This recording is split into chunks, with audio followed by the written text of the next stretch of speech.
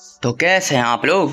और एपिसोड की शुरुआत के अंदर हम देखते हैं कि हमें एक नया मानव दिखाया जाता है जिसको मेरे को बहुत ही ज़्यादा पसंद आया है, तो मैंने सोचा इसको एक्सप्लेन कर दिया जाए। और इस मानव की शुरुआत के अंदर जो मेन कैरेक्टर है इस मानव का, वो बोल रहा होता है कि मैं ट्रांसमाइग्रेट हुआ था इस दुनिया के अंदर और मेरे को लगा कि मैं कोई यहाँ पे ओपी प्रोटेगनिस्ट हूँगा। पर मुझे क्या पता था कि 9 साल तक अपने घिसवाने के बाद भी, इतनी ज़्यादा कोशिश करने के बाद भी, लिटरेसी यहाँ पे ग्राफी में इतना ज़्यादा परेशान होने के बाद भी हमें बताया जाता है कि यहाँ पे जो मेन कैरेक्टर है वो यहाँ पे बहुत ही ज़्यादा परिश्रम करके, बहुत ही हार्ड वर्क करके यहाँ पे ना लिटरेसी को सीखा था। पर अचानक से एक्सीडेंटली उसको डिस्कवर हुआ कि ये जो दुनिया है वो कल्टीवेशन की है, और उसको देख के बहुत ही डिसअपॉइंट हो चुका रहता अपनी ज़िंदगी के ऊपर, और शौक हो चुका रहता कि आखिर ये क्या मैंने देख लिया और आखिर किसी ने मेरे को इस चीज़ के बारे में बताया क्यों नहीं। और उसको जो सिस्टम इतना नल्ला होता बोल लगी, यहाँ पे बताया जाता है कि जो हमारा वर्ल्ड व्यू का जो डाटा था ना, जो इनपुट था वो बहुत ही गलत था, तो इसलिए उसको चेंज किया जाता। और चिंता मत कीजिए, अब से आप दोबारा यहाँ पे प्रैक्टिस करना चालू कर सकते हैं कल्टीवेशन के लिए।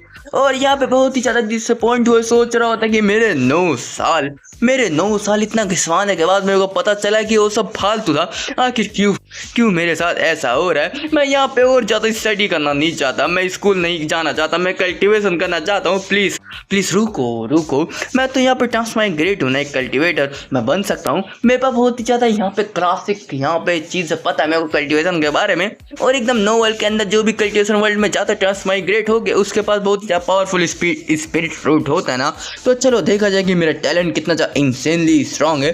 पर हमें बताया जाता है कि एक स्पिरिट रूट टेस्टिंग सेरेमनी के अंदर, जहाँ पे बिल्कुल भी एक रत्ती भर का भी यहाँ पे ना स्पिरिचुअल रूट यहाँ पे बताया नहीं जाता मेन कैरेक्टर का, जिसका जैसे बहुत ही रो रहा होता, बोलता कि मम्मी प्लीज मेरे को घर जाना, मम्मी मेरे को घर जाना, मैं इस दुनिया में नहीं रहना चाहता, ये दुनिया पापी है। और सब लोग उसके ऊपर हंस रहे होते हैं और सोचते हैं कि मेरा मतलब क्या इस दुनिया में ट्रांसमाइग्रेट होने का, जब मैं इतना नल्ला इंसान रहूंगा।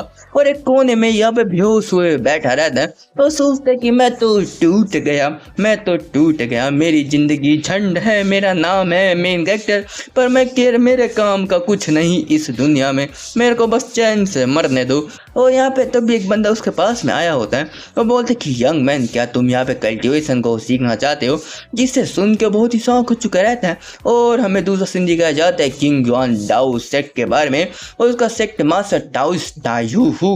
और बताया जाता है कि वो किसी बंदे को बोल रहा होता है कि चांग यू, क्या मैं तुम्हें एक इम्पोर्टेंट टास्क को दे सकता हूँ।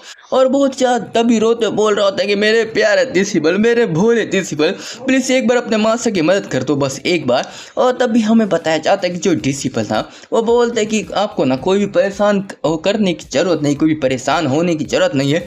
और वैसे भी हमारा जो सेक्ट ना बिना किसी नाम का एक नल्ला सेक्ट, और हमारे पास कौन सा है मुश्किल आ सकती है। और बताया जाता है एल्डेस्ट सीनियर डिसिपल है सू चैंगयू नाम है इस बंदे का। और तुम देख सकते हो एकदम मानवा के MC वाली लुक है, पर एकदम नल्ला इंसान है। और तभी यहाँ पे जो टाउस यहाँ पे मास्टर होता है, जो सेक्ट मास्टर होता है, बोलते कि यहाँ पे एक न्यू पॉलिसी आ रखी है, और उसके हिसाब से अगर कोई भी बंदा यहाँ पे अपनी स्टेटस के ऊपर नहीं गया ना, मतलब कि हम जैसे लोग, तो उसके सेक्ट को यहाँ पे बैन कर दिया जाएगा। और हमें कम से कम यहाँ पे 8 स्टेबल एक डिसिपल की जो ग्रुप चाहिए, और 7 के अंदर हमें 3rd टायर तक प्रमोट होना होगा, मतलब हमारा जो सेक्ट यहाँ पे बंद हो जाएगा। और कितनी बुरी बात है ना। तो जो उसका डिसिपल होता है बोलते कि हो तो ऐसी बात है, तो हमें बस एक और बंदे की और जरूरत है ना। तो तभी वो बोल रहा होता है कि नहीं यही तो मुश्किल की बात है, मैंने हर जगह ट्राई कर लिया, हर जगह यहाँ पे ना लोग ना स्पीड रूट सेरेमनी के अंदर ना डिसिबल ढूंढने आए थे, और उसका जो प्राइस ना कुछ ज़्यादा इंसेन था। और वो यहाँ पे घुटनों पर बैठ कर बोल रहा था प्लीज़ मत जाओ। और यहाँ पे कुछ डिसिबल को बोल रहा होता है, कुछ लोगों को बोल रहा होता है। और वो जो डिसिबल यहाँ पे घुसते हो, यहाँ पे उसको गालियाँ देख के जा रहे होते, बोल रहे कि यहाँ पे नल्ला सेक्ट मास्टर यहाँ पे रिक्रूट करना चाहता है 3 टेल्स महीने की सैलरी के हिसाब से। और क्या ज़्यादा अजीब इंसान है ये बंदा, यहाँ पे भीख मांग रहा है क्या। और तभी बताया जाता है कि यहाँ पे कुछ लोग ना सेमलेसली यहाँ पे सेड्यूस वाली टेक्निक का यूज़ कर रहे होते हैं। और एक लड़की बोल रही होती है, एक लड़के को पचर तो एक ही जूनियर ब्रदर आप आइए ना हमारे सेट के अंदर, ये जो सीनियर सिस्टर आपके साथ ड्यूल कल्टीवेशन जरूर करेगी, वो चलिए ना। और इस तरह से कई सारे लोगों को यहाँ पे पकड़ा गया होता है उनके सेट के अंदर। और यहाँ पे दूसरी तरफ यहाँ पे जो सेक्ट मास्टर होता है और बोल रहा होता है कि पर फिर भी मैंने ना कैसे करके एक बंदे को यहाँ पे रिक्रूट करने में यहाँ पे पूर्ण रूप से एक्सेप्ट कर लिया था। और यहाँ पे अपने मेन कैरेक्टर की ये पिंग की बात हो रही होती है और यहाँ पे जो मेन कैरेक्टर यहाँ पे रो रहा होता है इमोर्टल मास्टर, क्या सच में आप मेरे को चाहते हो। और जो यहाँ पे सेक्ट मास्टर होता है बोल लगी और भले ही ना उसका जो स्पीड रूट ना यहाँ पे बहुत ज़्यादा नल आया था, बिल्कुल कुछ दिखाई नहीं दिया था, पर फिर भी वो एक अच्छा इंसान है तो मैंने सोचा ज़्यादा ज़रूरी होगा तो मैंने सोचा कि उसको फ्री में रख लूँ। और वो बंदा यहाँ पे खुश हो गया था। यहाँ पे जो यहाँ पे ये पिंग है वो बोल रही कि यहाँ पे जो पैसे है ना बस ये जो वर्ल्ड डिज़ायर है और इसमें ना किसी भी चीज़ की ज़रूरत नहीं है कल्टिवेशन के लिए और मैं कुछ भी करूँगा। और वैसे भी जो सेक्ट मेरे को जितना प्रोवाइड करेगा मैं उससे ज़्यादा प्रोवाइड करने की कोशिश करूँगा सेक्ट को। और यहाँ पे जो टाउस मास्टर होता है जो यहाँ पे सेक्ट का मास्टर होता है बोलता है कि चैंग ना एक बहुत ही ज्यादा खतरनाक वाला बेवकूफ नहीं एक बहुत ही ज्यादा खतरनाक वाला अच्छा डिसेबल है। तो मैं बस यहाँ पे वरी दूँ कि जब उसको हमारे सेक्ट के बारे हमारे नल्ले सेक्ट के बारे में पता चलेगा तो डर के मारे जब वो यहाँ पे कुछ सीख नहीं पाएगा तो यहाँ से भाग जाएगा। और वैसे भी मैं क्या कर सकता हूँ, पर मेरे पास एक ब्रिलियंट प्लान है। तो बस उसको सिंपली यहाँ पे पुट किया जाना कि हमको प्रिटेंड करना पड़ेगा एक सेज बनने का। और इसलिए ना मैं तुम्हारे पास में आ रखा हूँ और मैं चाहता हूँ ना कि तुम अपनी कुछ टेक्निक को अपनी कुछ यहाँ पे जो जूनियर ब्रदर की टेक्निकों को जो एकदम खतरनाक सी लगती हो एकदम गॉडली टाइप की लगती हो उसका प्रिटेंड करने को बोलो उस बंदे को और बस कैसे ना कैसे करके 1 साल तक उसे बचा के रखो कि वो कहीं भाग ना पाए। और यहाँ पे जो सीनियर ब्रदर होता है ना वो बोला था तो ऐसी बात है जो ये तो ज्यादा कोई सीरियस चीज नहीं है ना और बस तुम चाहते हो कि मैं यहाँ पे थोड़ा कूल की एक्टिंग करूँ। तो तभी बोलता है मास्टर पर आपको क्या पता है कि मेरे जो जूनियर सिबलिंग्स है यहाँ पे मेरे को किस तरह का नाम यहाँ पे सीक्रेटली दे रखा है। तो वो पूछता है कि रुको क्या नाम दे रखा है मेरे को बताओ ना। तो तभी यहाँ पे बहुत ही ज्यादा कूल एक्टिंग के साथ में बोलता है कि मेरे को बोला जाता है किंग्स ऑफ द प्रिटेंडियस, मतलब कि यहाँ पे ना कुछ ज्यादा नौटंकी करने वाला राजा। और यहाँ पे तुम देख सकते हो किस तरह से वो बोल रहा है। और वो बोला तो अगर चाहते की बात है कि यहाँ पे कूल एक्टिंग करने की हो तो मैं ना यहाँ पे पूर्ण रूप से क्लेम कर सकता हूँ कि मैं दूसरा आता हूँ और पहले नंबर पे कोई भी नहीं होगा मेरे अलावा। तो इसलिए आपने बहुत ही ज्यादा सही जने को यहाँ पे सोच रखा है यहाँ पे इस रोल के लिए और मैं एकदम परफेक्ट मैच हूँ। और यहाँ पे जो सेक्ट मास्टर सोच रहे होते कि ये क्या ऐसी कोई चीज होती है जिसको प्राउड हो सके और ये क्या नल्ला इंसान है। और तभी बोलते कि ठीक है तो इसमें कोई भी मैटर नहीं करता जब तक कि तुम उसको 1 साल तक यहाँ पे ना इस सेक्ट के अंदर रखो। और तभी जो यहाँ पे सीनियर ब्रदर होता है बोलते कि रुको। और जहाँ की बात है जब तक ऐसी चीज आ चुकी है ना तो 1 साल तक बात ना तो बहुत ही ज्यादा छोटी हो जाएगी। अगर मैं चाहूँ ना मैं अपनी एक्टिंग के साथ में उसको यहाँ पे एडमायर कर सकता हूँ हमारे किंग ज्ञान सेक्ट को कि वो ना यहाँ पे हेवंस को भी यहाँ पे नीचे समझेगा, वो हर जिंदगी के अंदर हमारे सेक्ट में पैदा होने की सोचेगा। और तुम देख सकते हो कैसे नोटंकी करते हुए बोल रहा होता है जिससे देख के ना जो उसका सेक्ट मास्टर होता है उसका मास्टर होता है यहाँ पे तालियां बजा रहा होता है, बोलते कमाल है क्या एक्टिंग है और बुरा नहीं है। पर तुम्हें नहीं यहाँ पे पूरा यहाँ पे खतरनाक से किंग्स ऑफ द प्रिटेंडियस की यहाँ पे जो लीव करना पड़ेगा उसको पर जिंदगी जीनी पड़ेगी, तुम्हें पता है ना। तो वो बोलता है उसका सीनियर बोलता है आप चिंता मत करो, मैं कभी भी इस तरह के मिशन के ऊपर फेल हो ही नहीं सकता हूँ। अगर मैं फेल हुआ ना तो मैं अपनी तलवार को यहाँ पे खा जाऊंगा, अपने मुंह के नीचे उतार दूंगा। और ठीक है अब जब तक कि यहाँ पे कोई भी चीज़ नहीं है मेरे लिए तो मैं वापस माउंटेन के ऊपर रात को जाना चाहूँगा। तो बोलते कि ठीक है तो तुम जाओ, अगर तुम चाहो तो मैं तुम्हें अपने स्वॉर्ड के ऊपर छोड़ सकता हूँ। तो बोलते कि नहीं अब इसकी कोई भी ज़रूरत नहीं है मास्टर।